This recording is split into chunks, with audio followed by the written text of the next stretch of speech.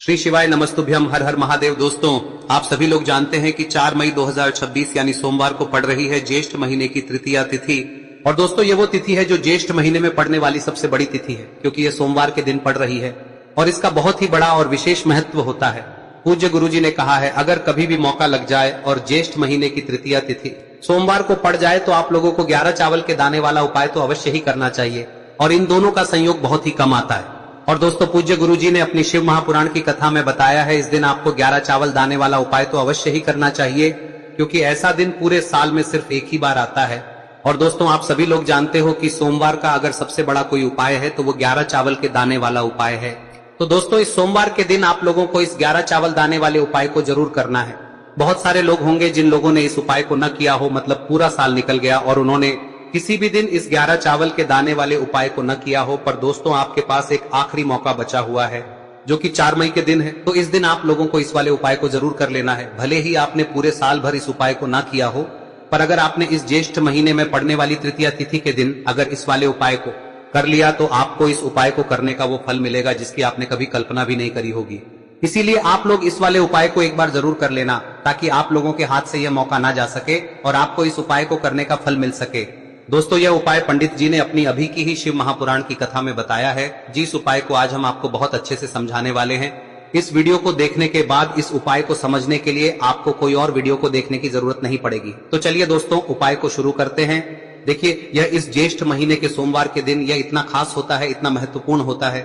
देखा गया है कभी कभी बड़े बड़े पूजा पाठ अनुष्ठान से जो मनोकामना पूर्ण नहीं होते, वो इस ज्येष्ठ महीने की तृतीया के दिन एक छोटे से उपाय करने से ही आपकी मनोकामना पूर्ण हो जाती है। और बहुत सारे लोगों ने इस उपाय को किया भी है और उनको इस उपाय को करने का फल भी जरूर मिला है। अगर आप लोग भी इस उपाय को सोमवार तृतीया के दिन करना चाहते हैं तो आप इस उपाय को पहले अच्छे से समझ लेना, सुन लेना, उसके बाद करना। आपको इस उपाय का फल जरूर मिलेगा।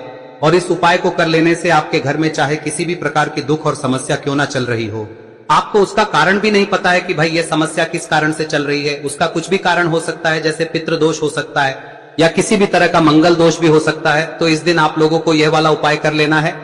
यह एक ऐसा उपाय है जिस उपाय को अगर किसी विशेष दिन पर किया जाए तो भाई उस विशेष दिन का जो है वह तो हमें मिलता ही मिलता है। पर हमने उस दिन पर इस उपाय को किया है तो हमें उससे भी बड़ा फल मिलता है, और फल बहुत जल्दी मिलता है, क्योंकि आप इस उपाय को बहुत ही बड़े और विशेष दिन पर कर रहे हो।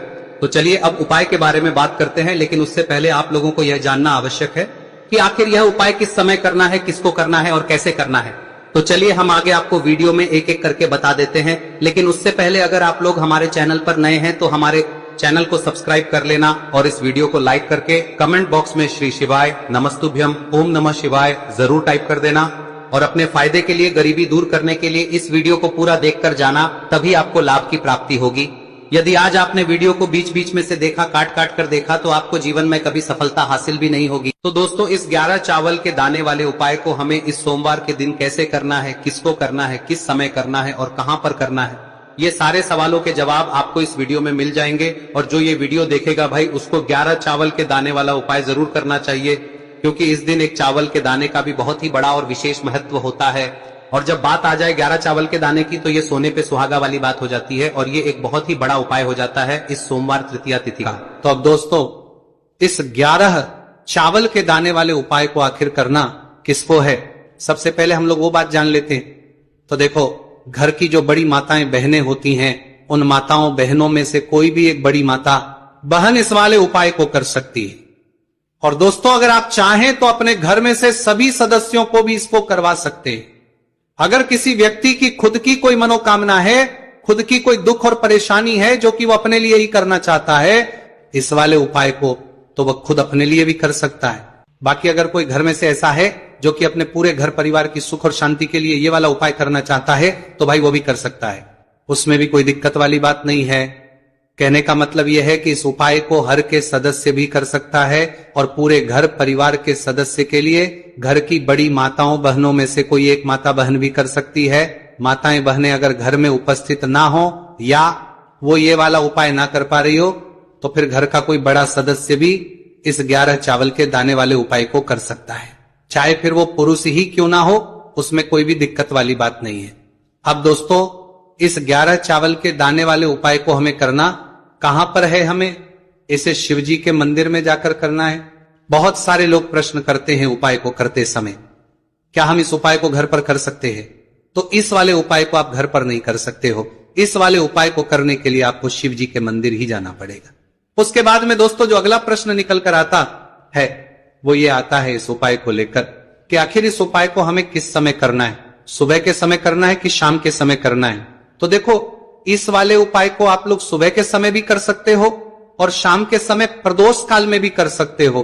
अब अगर आप पूछो कि भाई सबसे उत्तम समय कौन सा रहेगा इस 11 चावल के दाने वाले उपाय को करने का, तो हम आपसे बस यही कहेंगे कि इस उपाय को आप सुबह के समय करेंगे तो ज्यादा बेहतर होगा। बाकी अगर प्रदोष काल शाम के समय भी करेंगे तो भी अच्छा होगा, उसमें कोई भी दिक्कत वाली बात नहीं है। तो अब दोस्तों जो अगली सबसे बड़ी और महत्वपूर्ण बात आती है वो ये आती है कि सुबह अगर हम उपाय को करेंगे तो हमें कितने बजे से लेकर बजे तक के बीच में करना है, और शाम के समय प्रदोष काल में करेंगे तो हमें कितने बजे से लेकर कितने बजे के बीच में करना है। तो देखो, सुबह जितनी जल्दी हो सके आप उपाय को करने की कोशिश करना।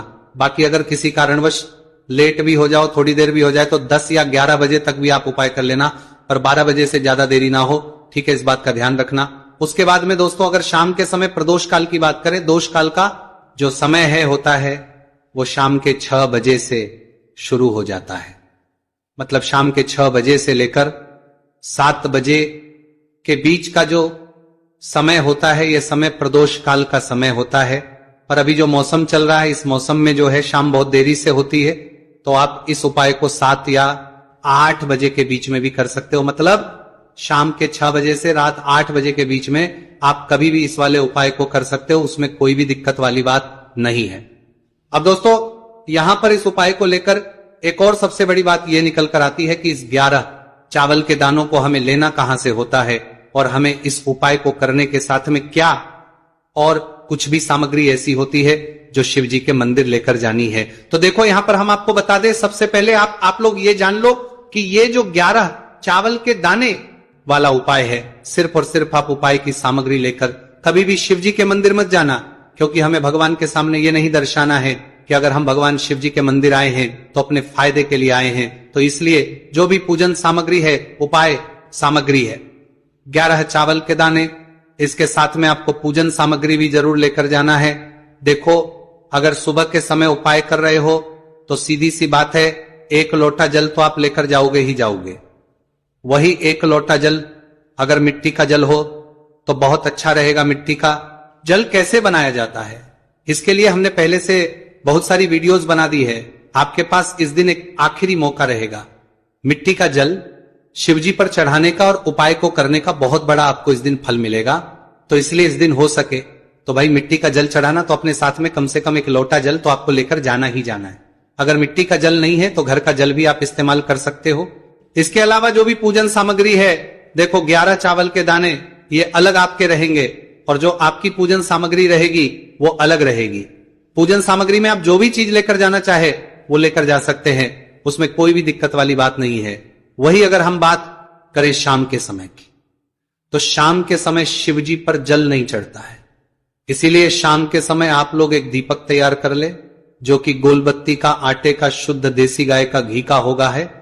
इस बात का आप लोगों को ध्यान रखना है और इस दीपक को आपको घर से जलाकर नहीं लेकर जाना है, भगवान शिव जी के मंदिर में जाकर ही जलाना है। इस बात का भी आप लोगों को ध्यान रखना है। अब दोस्तों यहां पर हमें इस बात को समझना है कि ये 11 चावल के दाने हमें लेना कहां से है, क्या हमें दुकान से लेकर आना है या हमें अपने घर से लेना है या कहां से लेकर आना है और कौन से चावल लेना है, क्योंकि चावल भी बहुत प्रकार के होते हैं। तो देखो इन सभी सवालों के जवाब आप लोग एक बात में सुन लो कि भाई ये जो है इस उपाय में आपको ये नहीं देखना है कि भाई कौन से चावल है कौन से चावल नहीं है, बस जो भी चावल ले रहे हो वो चावल का दाना सबूत होना चाहिए, मतलब साबुत होना चाहिए, टूटा हुआ नहीं होना चाहिए, कटा पीटा नहीं होना चाहिए, ये बात आपको ध्यान रखना है। बाकी आपका चावल बासमती हो या सादा चावल हो या कोई सा भी चावल हो, उसमें कोई भी दिक्कत वाली बात नहीं है। तो सीधी सी बात है कि आपके घर के रसोई घर में जहां पर आप भोजन बनाते हो वहां पर जो भी चावल आपके उपस्थित हो उन चावलों में से अपनी एक कटोरी लेना या एक मुट्ठी चावल अलग से निकाल कर रख लेना, क्योंकि हम 11 चावल ही यहां पर इस उपाय में लेने वाले हैं, तो हमें ये चावल के दाने गिनकर निकालने पर डटेंगे। इस बात का आप लोगों को ध्यान रखना है। तो अपने उस चावल की कटोरी में से या चावल में से 11 ऐसे चावल के दाने आप लोग निकाल लो जो कि टूटे हुए ना हो, कट्टे पीटे ना हो, जिनमें कोई दाग ना लगा हुआ हो, है ना। अच्छे साबुत चावल के दाने 11 दाने आप लोग निकाल कर रख लो और इन किसी भी एक कागज की पुड़िया में या किसी एक छोटी सी कटोरी में आप लोग रख लो ताकि यह सुरक्षित रहे, आपके एक भी चावल का दाना इधर उधर ना हो और आपका उपाय भी पूरा अच्छे से हो जाए। तो भाई जैसे ही आपका उपाय की जो सामग्री है 11 चावल के दाने ये तैयार हो जाते हैं, उसके बाद में आपको जो भी अपनी पूजन सामग्री है सुबह के समय कर रहे हो तो एक लोटा जल या पूजन सामग्री जो लेकर जाना चाहो उसकी भी तैयारी कर लेना, और किस समय जा रहे हो तो भाई अपना जो दीपक है उसे तैयार कर लेना, ठीक है। और उपाय को करते समय शुद्धता का विशेष रूप से ध्यान रखना, ठीक है। सुबह सुबह स्नान करने के बाद ही उपाय को करने की आप लोग तैयारी करना। उसके बाद अगर शाम के समय की बात करें तो शाम के समय आपको स्नान करने की जरूरत नहीं है, पर शुद्धता का ध्यान रखना है। आपको स्नान तो नहीं करेंगे, आप हाथ मुंह धोकर भी इस वाले उपाय को शाम के समय प्रदोष काल में कर सकते हैं, इसमें कोई की बात नहीं है। तो आप अपने उपाय की पूरी सामग्री तैयार करके आपके पास ही में जो आपका शिव मंदिर हो वहां पर पहुंच जाइए। सबसे पहले शिव मंदिर में जाकर आप लोगों को उपाय नहीं करना है, पहले भगवान के दर्शन करना है, भगवान से आशीर्वाद प्राप्त करना है, फिर शिव जी की शिवलिंग के पास में आना है।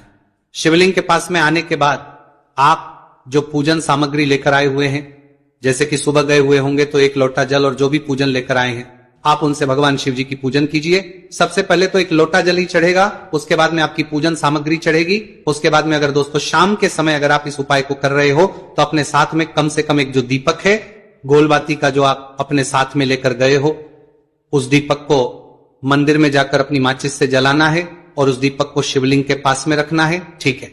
इस दीपकों के बाद ही आप लोगों को अपना ये वाला उपाय शुरू करना है और दीपक को ज्यादा पास में मत रखना, वैसे भी गर्मी पड़ रही है, भगवान शिव जी को आंच नहीं लगनी चाहिए, है ना। तो भाई जैसे ही आपकी पूजा अर्चना हो जाती है आप भगवान शिव जी को प्रसन्न कर लेते हैं। उसके बाद में शिवलिंग के पास ही में आप कहीं पर बैठ जाइए, सामने या आसपास जिस जगह पर आपको बैठना हो वहां पर बैठ जाइए और अपने वो 11 चावल के दाने अपने सामने निकाल कर रख लीजिए, क्योंकि अब यहां पर करने की आपको तैयारी करना है। और इस तरीके से जब आप उपाय करेंगे पूजन सामग्री करने के बाद, पूजन अर्चना करने के बाद, तो आपको उपाय का फल बहुत जल्दी और बहुत बढ़ा होकर मिलेगा। तो अपने 11 चावल के दाने अपने सामने निकाल कर रख लेना।